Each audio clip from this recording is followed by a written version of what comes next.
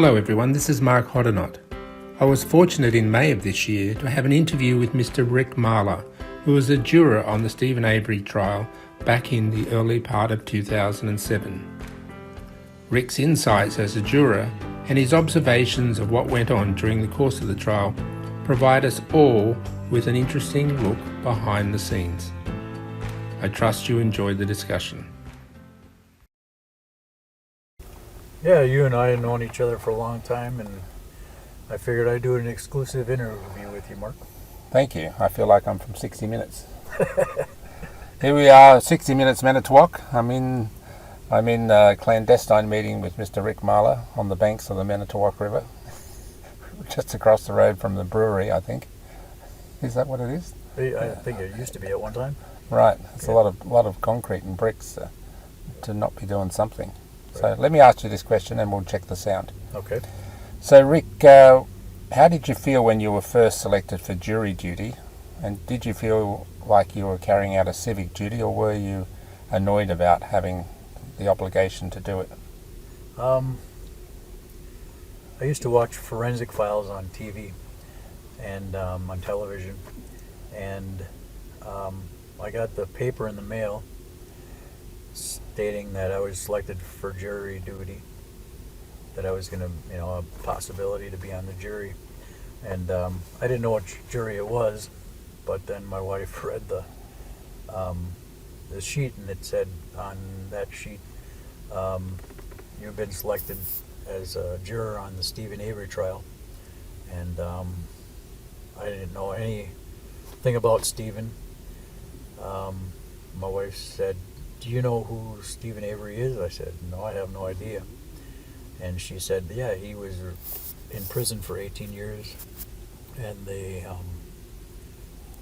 let him go because they wrongly convicted him of a murder, of a sexual assault."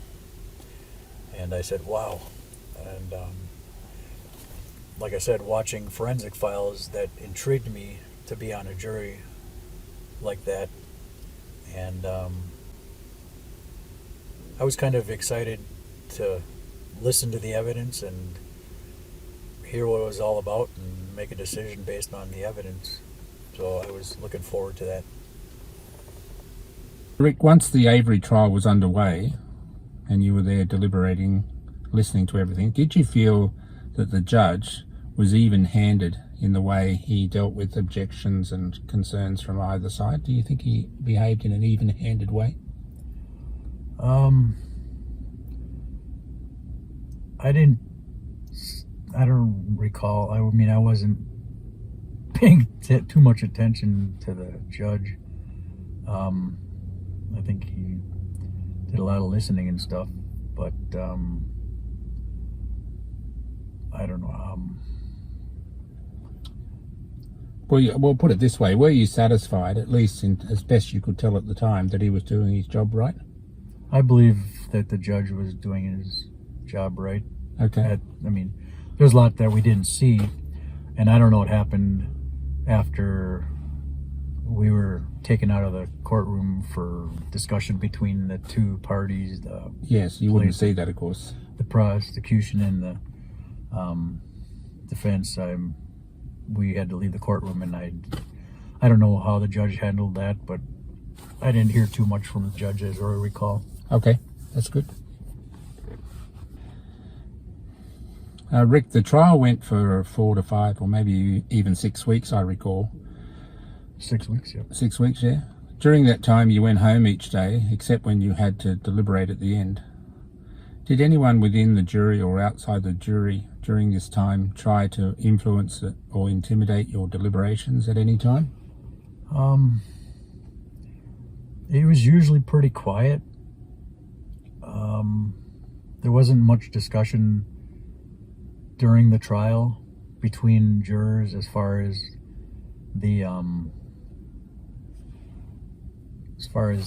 that's concerned. There was more discussion about family and different things like that. I recall one juror saying that he was out near the Avery property hunting, and he passed Scott and Bobby going hunting or something. But that's about all I remember during the trial. Yes, so there was no jurors trying to have discussions with other jurors about their opinion of what they've been hearing so far, or No, not during the trial itself. okay.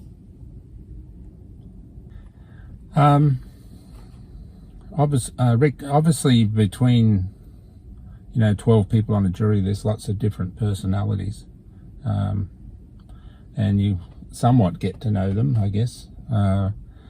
Did you, just as a general observation, did you feel that the jurors approached the task that they had with an open mind, or do you feel that some jurors have already had set views about the guilt or otherwise of the accused? There were some people that I sensed. It's kind of like if you meet somebody, you can you get an intuition of, I don't know, how they are. And I felt there was a few that knew about a lot, I don't know. I got a sense there were a couple of them that were feeling or had their mind made up. And I noticed that while sitting in the jury box, that some of the people were just sitting there with their arms folded and weren't taking notes. I mean, I was I was writing down every little thing I could. I mean, basically every statement that was said, I tried to write in my book, and there were some that didn't even bother to pick up their notebook and write anything in it. So I figured, wow, there's something going on here. Why aren't they writing any of this down? Yes. So They'd already, by their lack of attention Interest, to detail, yeah. they were already had made their mind up one way or the other. yeah, I mean, most people that I know write things down so they can remember things and have something to look at, and that's what basically the books were for, to write down what we could, and then at the end of the trial look back at that and the evidence on the boards and everything and make a decision from that. So that I found it funny that some of the jurors weren't taking notes. Rick, during the trial itself, and when the arguments were being put by both the prosecution and the defence, were you aware, either openly or subtly, that anyone on the jury might have a conflict of interest? In other words, due to association or other things, perhaps shouldn't have been there? Did that come to your attention during, if it did at all, did it come to your attention during the course of the trial? No, like I said in the other statement, I really didn't suspect anything like that. It was just the not taking notes and things like that that kind of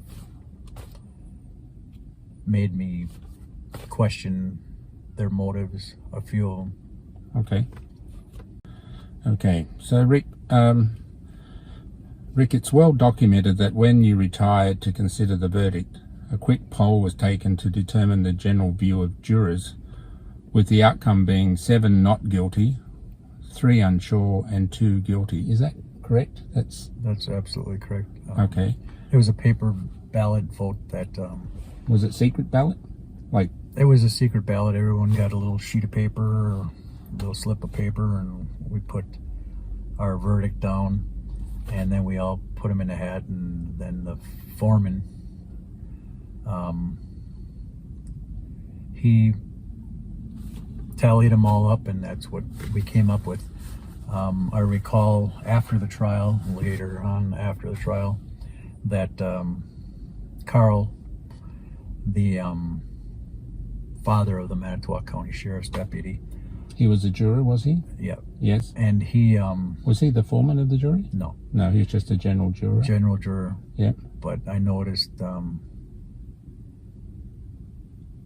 well, I lost my train of thought on that question. And you said after the trial was all over. it came to your view? Because we were talking about, that early poll that had 7 not guilty, Okay. 3 unsure, 2 guilty, and then you said yes, that was correct, but something came to your mind after the trial was over. What was that issue you were thinking about?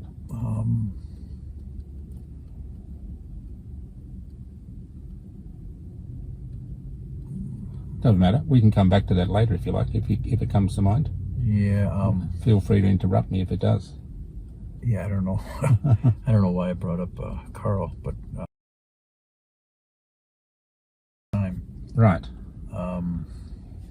So if that was the case at that moment, what was the next step? In other words, I've got another question I want to ask you about the change, because we know ultimately it was 12 guilty ultimately on the primary charge. Yeah. So what after that preliminary vote, where did the discussion go to there? Did someone say, oh well, that's going to be, let's go with that, or did people have arguments one way or the other saying, well, I just don't understand, because I've never been in that situation, how it is that the conversation evolves from that point? Were you under instructions to do certain things at that point, or? No, we were just Chatting at the time, and then I guess one of the jurors or the foreperson said, why don't we take a paper ballot vote? So we took the paper ballot vote, and that's how we came up with 7 not guilty, 3 undecided, and 2 guilty, I believe it was, if I'm correct. And at that time, I think, if I'm trying to recall, it's been a long time, but I think it was at that point, after the verdicts were read from the foreperson. That's the paper ballot. The paper ballot. Yeah. That's when Carl, the father of the Manitowoc County Sheriff's deputy, had his arms crossed and said he's guilty as hell.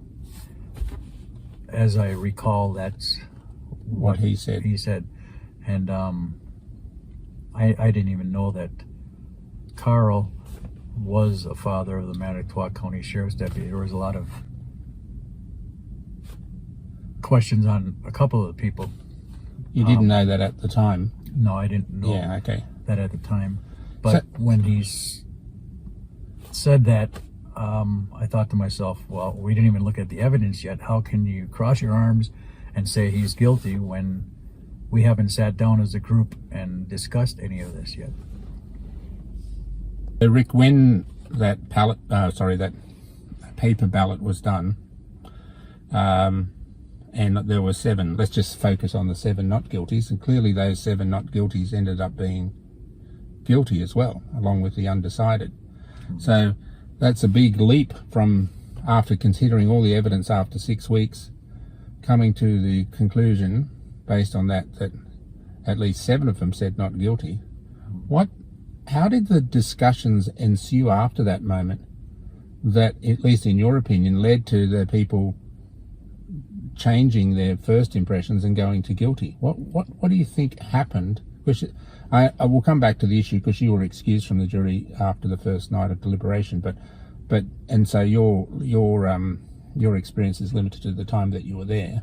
I would appreciate that. But what do you think happened, as best you can tell? And I know you have discussions with other jurors. What do you think happened that changed the view back to 12 guilties, or to 12 guilties, not back to? I think it was intimidation. I mean, that's my only thought, that it was an intimidation from a couple of the other jurors, like Carl for one. Like, how can you blame the Manitowoc County Sheriffs? How can you blame the sheriff and the police when there are trusted law enforcement? I believe that it was intimidation. So do you feel that, like, there's 7 people saying not guilty, at least at the first count, that they felt fearful if they continued with that view? I think that they felt that the Manitowoc Sheriff's Department would come after them one way or another if they didn't convict Steven. I mean, that is one possibility as far as why they changed their votes from that many not guilty to Guilty? all guilty. So because the defence argument, whilst the defence argued that there was some cover-up and complicit behaviour with the Sheriff's Department in evidence tampering, Right. the defence never argued that the police or the Sheriff's Department or law enforcement officers were responsible for Teresa's death. No one argued that point. So I'm just wondering why the Sheriff's Department would they certainly shouldn't be fearful of anything from that sort of point of view, but maybe their reputation was the thing they were fearful of, that if Steven Avery was found not guilty, that implied that the behaviours being argued by the defence, that is the cover-up and manipulation of evidence and conflicts of interest, maybe they were fearful that would be enough of an embarrassment to law enforcement that they be kind of targeted within the community. Do you think, that's my assumptions, but what do you think that's a reasonable view to take? Yes. And I spoke with a few jurors after the trial, and one I went to a establishment, a pub or tavern, and went out to listen to some music with him because I had some questions. And my biggest question was why the jury decided guilty. He said that think of all the things he did when he was younger. And I thought to myself, this had nothing to do with the trial. I mean, we were there for the murder of Teresa Halbach and not trying to pin all the things that supposedly Steven did when he was younger on this case, on this trial. And that disgusted me, because as a jury, we were supposed to keep an open mind and not look at all the things that he did when he was younger, but keep our minds on what the trial was about, and it was the murder of Teresa Halbach. So that, can I say it pissed me off? Yeah. And then the other juror that I spoke to after the trial, he stated that he was in fear for his life after the trial. And he's the one who came forward to the filmmakers and spoke to them. And During the course of the interview in the car with Rick, the temperature became quite hot, so we retired to the hotel room to complete the interview. he spoke to the filmmakers, and he was in fear for his life. He said that about 2 weeks after the trial,